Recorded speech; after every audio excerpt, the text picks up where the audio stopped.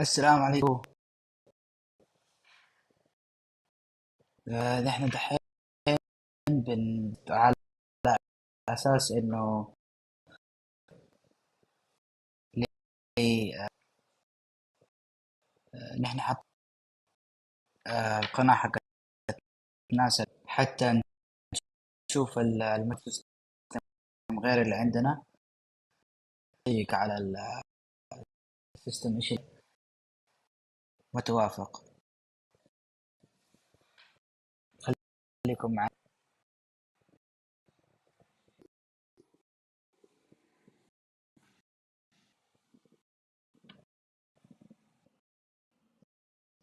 Looking out the window, we do something that's called astronaut bowling. We try to see if we can make it down the entire length of the space station. You get 3 tries at it, and try not to hit any of the walls or the hatchways. And then also, it's really nice to be able to put things and have them stay if you don't put any forces on them.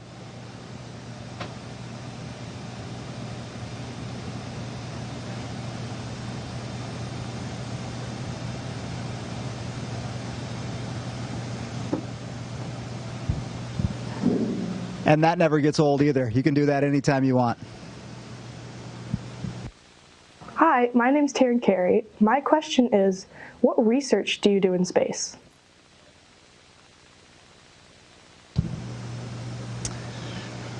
The cool thing about this laboratory is we've got hundreds of experiments all running at the same time, and they go from everything from biology to biotechnology to fundamental physics. In fact, this morning I was doing an experiment and helping set up an experiment for plant growth. We're going to grow little dwarf tomatoes up here, and we're trying all different kinds of varieties of light in terms of color, in terms of duration, and the cycles that we're putting the plants through in different soils. And so we've got multiple plants that are evaluating all the different parameters so that eventually we can start growing our own fruits and vegetables up here, and then we're really going to need that for deep space. But me personally, the experiments up here that I get really excited about, again, because I did physics before I got here, there's a big one on top of the space station. It's called the Alpha Magnetic Spectrometer.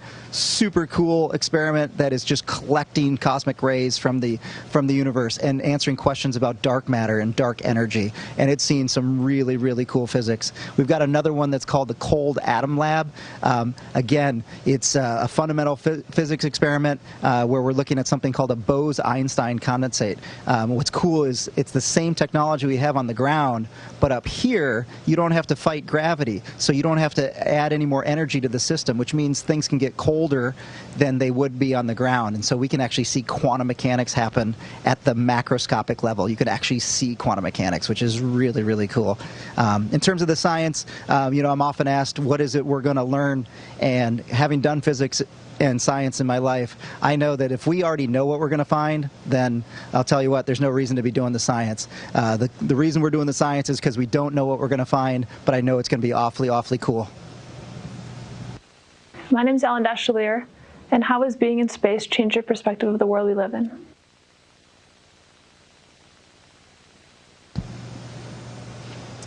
Hey, Ellen, that is a great question. When we are hanging in that cupola and looking out at the planet, I'll tell you, didn't really change my perspective, but it certainly reinforced it. That the things that people tend to get angry about and disagree about and fight about, once you have this kind of perspective, you kind of start to see how really absurd some of those things are that we get upset about. You realize really quickly that if we're all working together and all getting along, we can protect this incredible planet that we have.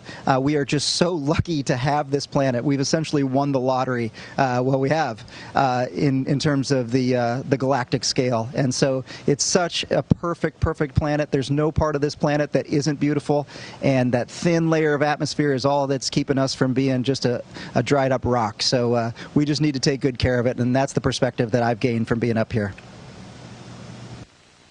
I'm Ben Matter, and my question is, if there's no running water on the space station, how do you guys stay clean?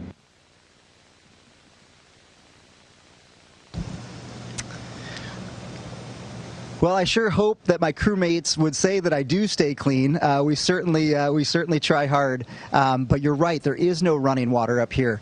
You know, at home on Earth, when we take a shower, the water keeps running, and the reason is that gravity is pulling that water off your body. But without gravity, there's a phenomenon called surface tension. Liquids want to kind of stay stuck to whatever surface they're on. So up here, I've learned that I can kind of take what amounts to kind of like a bath. So here, check this out.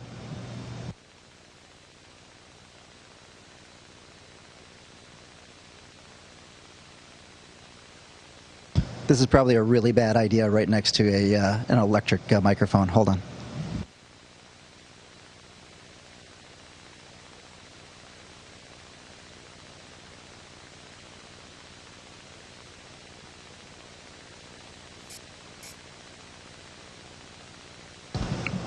So I don't know if you can see that, but the water just sticks to my face.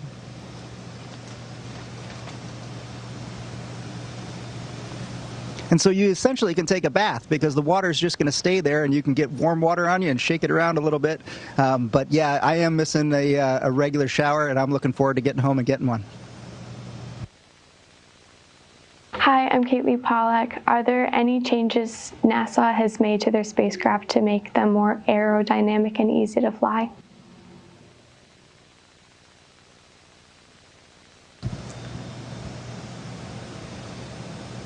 So as with anything in technology, we are just getting better and better every single day. And I'll tell you what, space travel is no exception.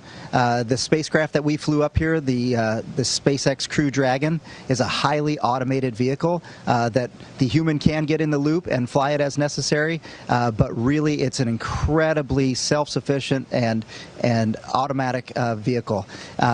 But what hasn't changed in all the developments that we've made up to this point is really the physics. And so you'll notice that all the spacecraft, at least in terms of capsules, tend to look the same shape. We need that heat shield to help us get back in through the atmosphere safely and back into a place where we either splash down or parachute down and to land. So either way, the physics hasn't changed, but definitely the technology is just getting better and better every day and safer and safer. Hi, I'm Blaise Seitzman-Reed, and I was wondering if you sneeze in space, and if you do sneeze in space, do you need to take precautions like tissues? What happens to the water molecules?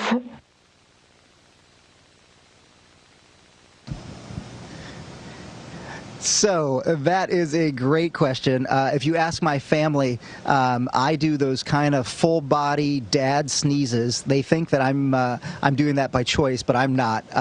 That is just how I sneeze. And yes, I do sneeze up here. And the first couple times I did it, I'll be honest, it really was discomforting in the small of my back. And so I found that I needed to brace myself against a wall, maybe push on one wall here and have my back up against another, and then it didn't really hurt. But there aren't many places, as you can see in the space station, where you can do that. So the only place where I could pull that off was in my crew quarters, which is just a little closet, which is where we sleep at night. And that's small enough, it's like a phone booth, and I could kind of get in there and brace myself. So anytime I sneezed, or was about to sneeze, you could see me hustling back to try to get to a place where I could brace myself. As far as where the sneezes go, we've got a really cool system up here that reclaims almost all the water that we use.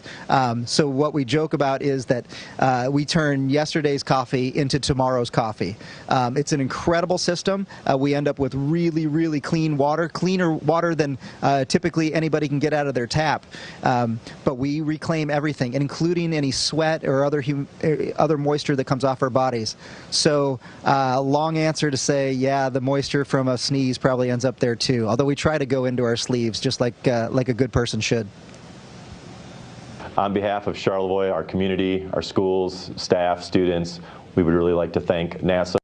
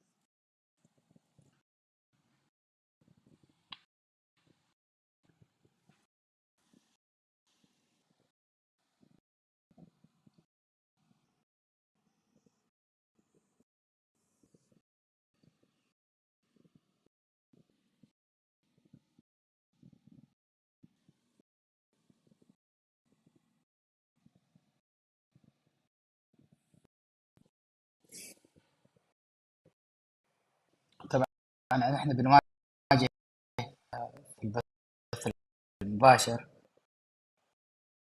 عندهم تقنية ما هي موجودة، ما هي راضية تتوافق مع بعض جدولة هذا البث. دحين هم رجعوا الأوراين ارتمس الأرتمر وجاء فأوراين اللي فوق أوراين لفت حوالين القمر وروا المشهد حق عندهم شوية معين عشان التواصل. واضح إنه يعني ما حد حاول يتصل أو شيء، في مشكلة تقنية بين نحاول نحلها إن شاء الله. وحني اللي هو حق موعد الجديد بعد نرسل لكم على الويب سايت والحسابات. الناس اللي كانوا معانا أحط لكم الصورة هذه بشكل فوق الأوراين.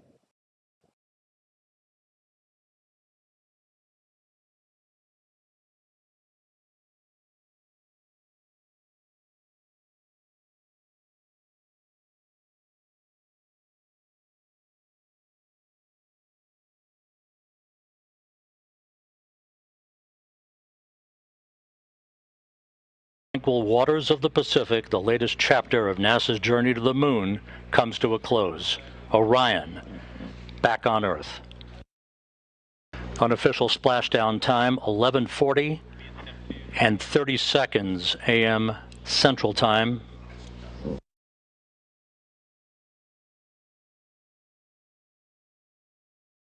At a mission elapsed time of 25 days, 10 hours, 54 minutes, 50 seconds. That's unofficial. Splashing down off the coast of Baja, California.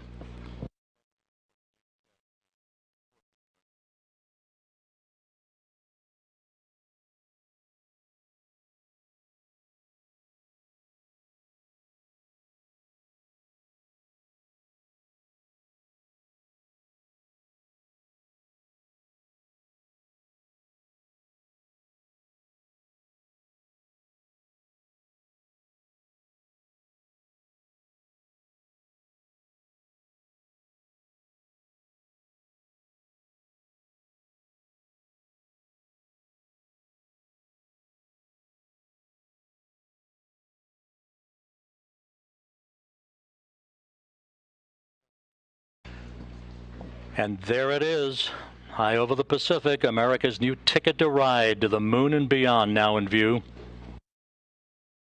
Orion under its chutes descending toward splashdown.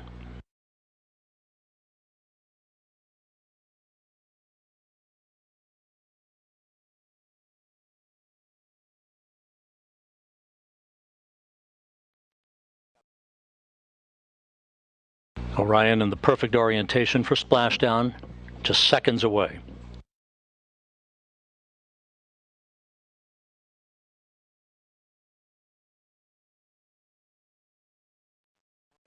(1,000 feet).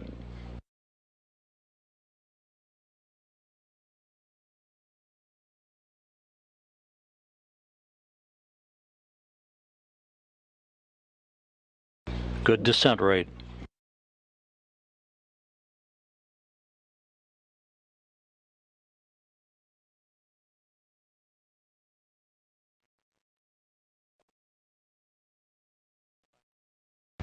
(500 feet).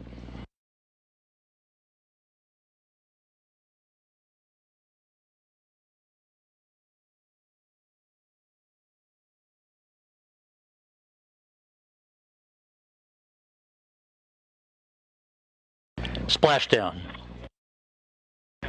From Tranquility Base to Taurus Littrow to the tranquil waters of the Pacific, the latest chapter of NASA's journey to the moon comes to a close. Orion, back on Earth. Unofficial splashdown time 11:40 and 30 seconds a.m. Central Time.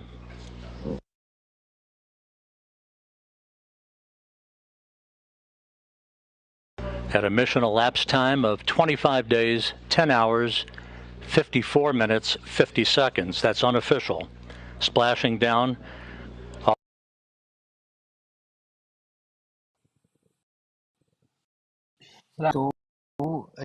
للأسف ما استوعب تقنية. معانا كذا جهاز ما بس المرة هذه حنجرب نحن بين اليوم بكرة، وحنحاول المرات القادمة أن يكون البث جاهز. جزيلا لكل الأشخاص اللي شاهدوا. القادمة تذكروا أن يتم عبر منصة هاوي. الأشخاص اللي مشتركهم القدرة يسألوا الأسئلة معنا. السلام عليكم وبركاته.